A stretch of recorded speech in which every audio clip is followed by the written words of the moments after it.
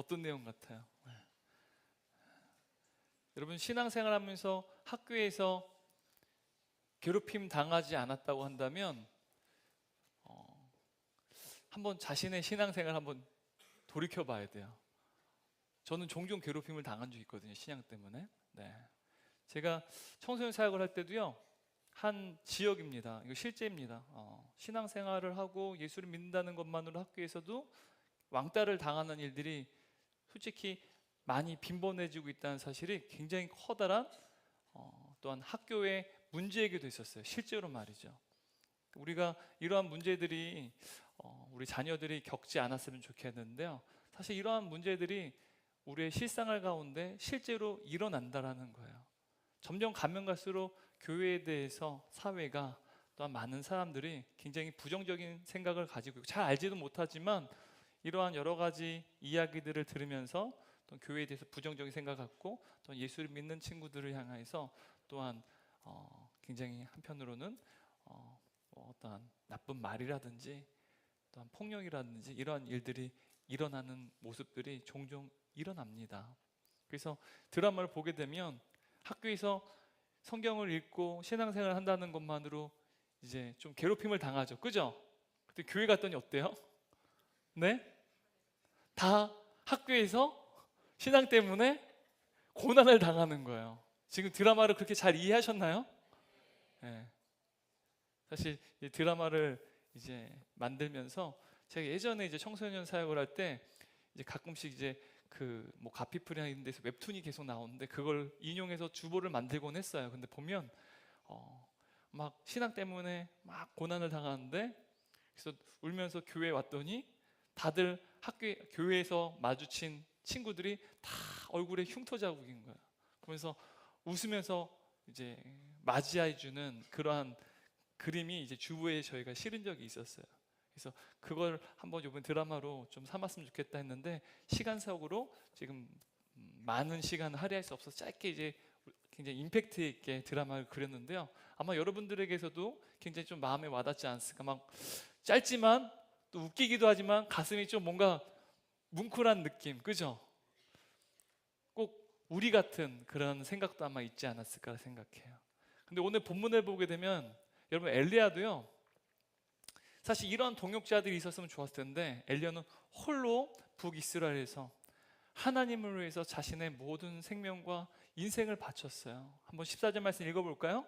그가 대답하되 내가 만군의 하나님 여호와께 열심히 유별하오니 이는 이스라엘 자손이 주의 언약을 버리고 주의 제단을 하며 칼로 주의 선지자들을 죽였음이오며 오직 나만 남았거늘 그들이 내 생명을 찾아 빼앗으려 하나이다. 지금 엘리야는요 하나님께 하소연을 하고 있는데요, 내가 만군의 여호와를 위해서 이토록 몸부림쳤건만 남은 것이라고는 고작 이 몸뚱이 하나밖에 남지 않았습니다 라고 지금 하나님께 절규하며 하소연하고 있다는 사실이에요. 내 인생을 주님을 위해서 바쳤습니다. 여러분 최근에 많은 젊은이들이 이런 말을 써요. 인생을 갈아 넣었다. 그러니까 내 인생을 바쳤다라는 말을 내 인생을 갈아 넣었다라는 말을 써요. 조금 약간 무시무시하기도 하지만 한편으로는 좀 또 마음에 와닿기도 해요. 우리 친구들은 가급적이면 사용하지 마세요. 안 사용했으면 좋겠어요. 근데 여러분 믹서기에다가 사과를 넣으면 뭐가 나와요? 사과 주스가 나오고, 당근을 갈아 넣으면 어떻게 돼요? 당근 주스가 나오는데 내 인생을 다 바쳤는데 아무것도 없는 거예요. 무언가 결실이 있어야 돼요. 믹서기를 갈아도요 주스가 나와야 되는데 내 인생을 다 바쳤는데 아무것도 없을 때요 사람들은 허무하죠. 허탈하기도 한다는 사실이죠. 그래서 엘리야는요, 하나님 내가 더 이상 살기 원하지 않습니다. 내가 죽기를 원합니다 간청해요. 그런데 하나님께서는요 지금 나만 홀로 남아있고 이젠 더 이상 아무런 소망이 없습니다 라고 말하는 엘리야에게요, 내가 너를 홀로 두지 않겠다, 내가 너와 함께 하겠다라고 말씀하세요.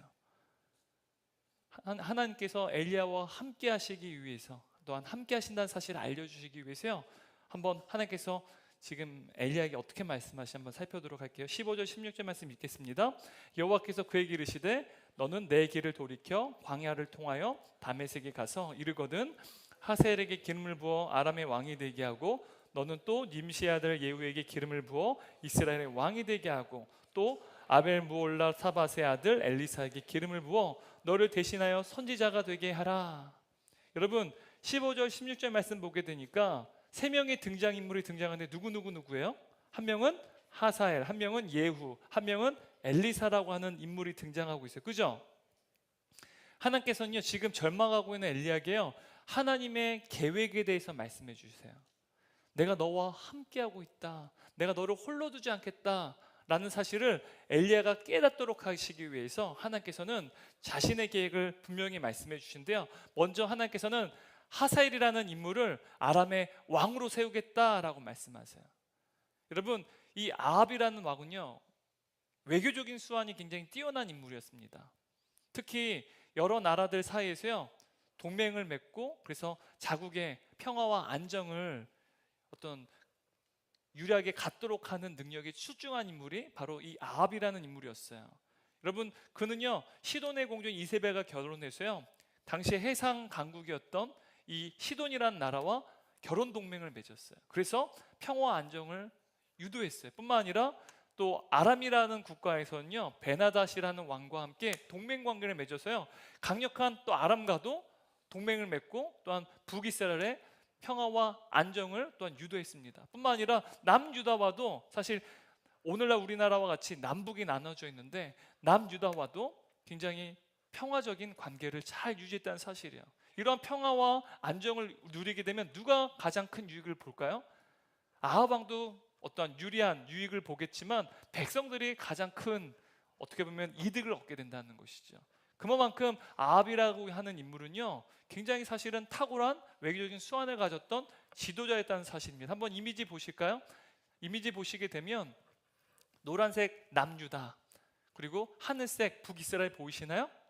네. 그리고 지중해 이제 북이스라엘 위쪽에 보면 페니키아라는 이 지역이 보입니다. 저 페니키아가 바로 두로와 시돈, 바로 이세벨의 고향입니다. 저 페니키아가 예수님 시대까지도 해상 강국이었어요. 굉장히 부유했습니다. 뿐만 아니라 또 북이스라엘 오른쪽 보면 녹색으로 아람이라고 써 있어요. 지금의 이 아람은 시리아입니다.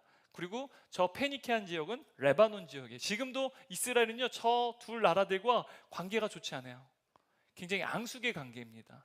그러니까 저 나라들 사이에서 북이스라엘이요 평화와 안정을 누릴 수 있었다는 것은 굉장히 아합 왕이 지도자가 굉장히 뛰어났다는 사실을 알 수 있어요. 그런데 하나님께서는요 이 아람 왕 베나닷이라는 이 왕을 폐위시켜 버리고 아람의 새로운 왕을 세우시겠다는 그 새로운 왕의 이름이 하사엘이라는 거예요. 여러분 그렇게 되면 어떻게 되는지 아십니까? 지금까지 아합이 공들였던 모든 인적 네트워크가 다 하루아침에 망가지는 거예요. 그리고 하나님께서는요 두 번째 북이스라엘의 아합 왕조를 폐위시키고 이제는 예후 왕조를 세우겠다, 예후를 왕으로 세우시겠다라고 말씀하세요.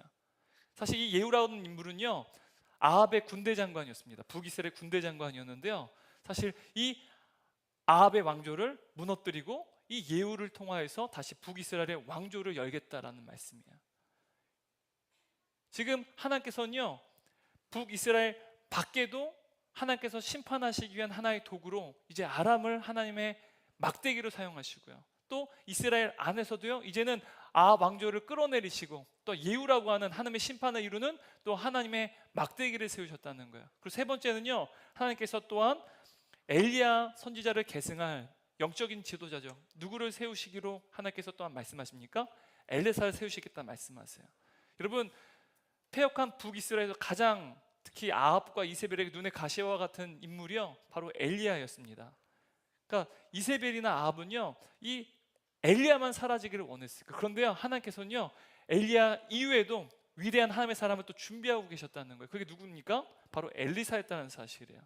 여러분 하나님께서는요 지금 북이스라엘 밖에도 하나님께 사용하실 또한 막대기인 아람을 준비하고 계시고요, 하사엘을 준비하셨어요. 뿐만 아니라 북이스라엘 안에서도요 하나님께서 심판하실 또한 막대기를 또 준비하셨는데 그 사람이 누굽니까? 예후라는 인물이에요. 뿐만 아니라 영적인 부분에 있어서도 하나님께서 하나님께서 북이스라엘을 지키시고 다스리기 위해서 또 다른 하나의 인물을 세우시는데 그 인물이 누굽니까?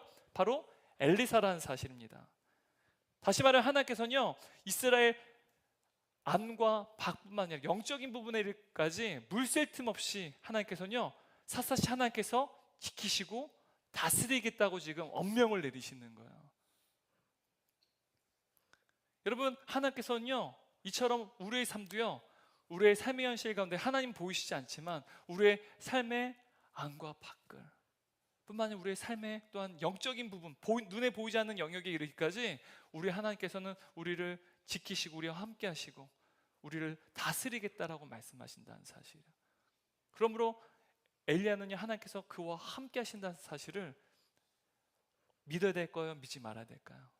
믿을 수 있다는 사실, 하나님께서 그와 함께 하시겠다는 그 약속을 하나님께서는 지금 하나님의 계획을 엘리야에게 들려주심으로써 그가 하나님과 함께하고 있다는 사실을 깨달아 알 수 있게 된 것이죠. 그리고 게다가 하나님께서는요 엘리야에게 남은 자가 있다는 사실을 말씀하셨어요. 18절 말씀 한번 읽어볼까요? 그러나 내가 이스라엘 가운데 7,000명을 남기리니 다 바알에게 무릎을 꿇지 아니하고 다 바알에게 입맞추지 아니한 자니라. 여러분 여기서 이 7,000명이라는 이 인원은요 실제로 7,000명을 의미하기도 해요.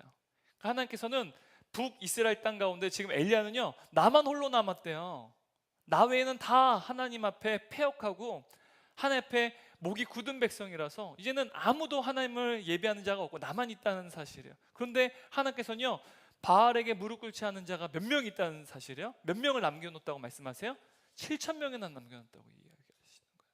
엘리야는 자기 자신밖에 없다는데 하나님께서는 7,000명이나 예비하고 계셨다는 사실이죠.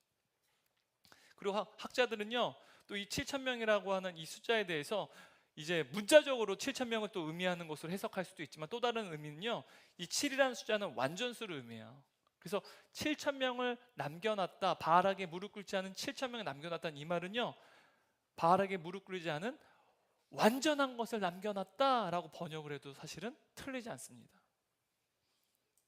바로 이 7이라는 숫자가 완전함을 의미한다는 사실이에요. 여러분 옆에 있는 우리 친구들 혹은 우리 옆에 있는 동역자분 한번 보세요. 여러분 이 시대 가운데 하나님께서 바알에게 무릎 꿇지 않게 한 남긴 자, 우리의 동역자인 줄 여러분 믿으시기 바라요. 옆에 있는 분들 볼 때마다 우리는 어떤 걸 생각해야 돼요? 마치 드라마를 볼 때 신앙 가운데 막 고난을 당했는데 딱 오니까 어때요? 보니까 막 마음이 뭉클하지 않았어요? 약간 뭐 코믹하긴 했지만 저는 마음이 뭉클하던데 약간 그런 거 느끼지 못하셨어요? 여러분 옆에 있는 우리 한 분 한 분을 볼 때마다 예배 드리러 올 때 주일에 잘 모르는 분이어도 또 별로 친하지 않은 친구일지라도 볼 때마다 어떤 생각이 들어야 돼요? 나와 같이 세상 가운데서 함께 주님 때문에 고난을 당하는 자, 이 시대 가운데 남겨진 자, 그들을 볼 때마다 어떤 생각이 들어야 돼요? 하나님이 우리와 함께 하시는구나. 나만 별종이어서 하나님 믿는 게 아니라 우리 모두가 하나님을 우리의 아버지로 믿고 있다는 사실, 여러분 이것이요 하나님이 우리와 함께 하시다는 사실을 증거하지 않습니까? 뿐만 아니라 여러분 죄로 창고할 이 땅 가운데 우리의 죄를 대신하여서 홀로 십자가에 죽으신 분이 계세요. 죄가 없으심에도 불구하고 하나님의 명령에 완벽하게 순종하셔서 하나님께 완전히 버림받으신 남은 자가 누굴까요? 바로 예수 그리스도시라는 사실이에요. 여러분 죄가 없으신 예수 그리스도께서요 바로 십자가상에서 나의 하나님 나의 하나님 어찌하여 나를 버리시나이까 부르짖기까지 철저히 우리의 모든 죄를 대신하여 십자가에서 홀로 죽으셨다는 사실이에요. 바로 우리를 위해서 홀로 남은 자가 되셨다는 사실, 하나님이신 그분께서요. 그런데 그분이 우리를 구원하실 뿐만 아니라 우리를 사랑하신대요. 그래서 우리에게 약속하시는데 무엇을 약속하시냐? 너희를 다시는 고와 같이 내버려 두지 않겠다라고 말씀하세요. 요한복음 14장 16절 18절 말씀 한번 읽어볼까요? 16절 말씀인데요 내가 아버지께 구하겠으니 그가 또 다른 보혜사를 너에게 주사 영원토록 너희와 함께 있게 하리니. 여러분 보혜사는요 성령님을 말하는 거예요. 예수 그리스도를 구주로 고백하는 모든 자에게는요 눈에 보이지 않지만 우리 안에 이미 성령께서 거하고 계세요. 성령이 거하고 계시다는 사실을요 내가 예수를 구주로 고백하는 것, 예수님을 나의 구세주로 내가 영접했다는 그 사실이요 내 안에 성령님 계시는 증거인 겁니다. 눈에 보이지 않더라도요. 근데 그분이 내 안에 계시다는 사실이 영원히 우리와 함께 하시겠다 말씀하세요. 그리고 18절 말씀을 흠정역 킹 제임스 버전 성경으로 함께 읽도록 하겠습니다. 내가 너희를 쓸쓸히 내버려 두지 아니하고 너에게 오리라. 내가 너희를 고와 같이 내버려 두지 아니하고를 킹 제임스 버전 성경은요, 내가 쓸쓸히 너희를 내버려 두지 아니하고 너에게 오리라. 여러분, 우리는 혼자가 아니에요. 예수님께서는요, 우리와 영원히 함께 하겠다라고 말씀하세요. 여러분, 임마누엘, 예수 그리스도의 이름이시거든요. 임마누엘 뜻이 무슨 뜻인지 아세요? 하나님이 우리와 함께 계시다라는 뜻이에요. 그 주님이요, 우리와 영원히 이 땅에서뿐만 아니라 영원한 하나님 나라에서 우리와 영원히 함께 하겠다 말씀하세요. 내가 너희를 쓸쓸히 내버려 두지 아니하고 내가 너와 함께 할 것이다. 내가 반드시 너를 지킬 것이다. 너를 위한 나의 모든 뜻을 이루기까지 내가 결코 떠나지 아니할 것이다 라고 주님께서는 우리에게 약속하고 계시다는 사실이에요. 여러분, 우리 주님은요, 우리의 현실의 안과 밖, 영적인 부분에까지 물샐 틈 없이 우리를 완벽하게 지키시고 우리와 함께 해주세요. 뿐만 아니라 여러분, 우리 좌우에 있는 우리 귀한 동역자들 볼 때마다, 우리 친구들을 볼 때마다 주님이 우리와 함께 하심을 우리는 목도할 수 있어요. 뿐만 아니라 우리 예수 그리스도께서 저와 여러분을 구원하신 그분, 내가 예수 그리스도를 나의 구세주로 영접한 그분이 우리를 쓸쓸히 내버려 두지 않고 영원히 우리와 함께 하겠다라고 약속하세요. 그러므로 여러분, 우리가 인생을 살아갈 때 나 홀로 외롭게 홀로 있는 것처럼 느껴질 때, 그때마다 내 안에 예수 그리스도라는 사실을 믿고 그분이 나와 함께 하시며 나를 지키시며, 어떻게 지키세요? 우리의 안과 밖을 뿐만 아니라 우리의 영적인 부분까지 물샐 틈 없이 지키시고, 또한 우리를 떠나지 아니할 약속하시는 그 주님을 신실하게 신뢰하며 그 주님과 함께 동행하는 저와 여러분 되시기를 주님의 이름으로 축원합니다. 아멘.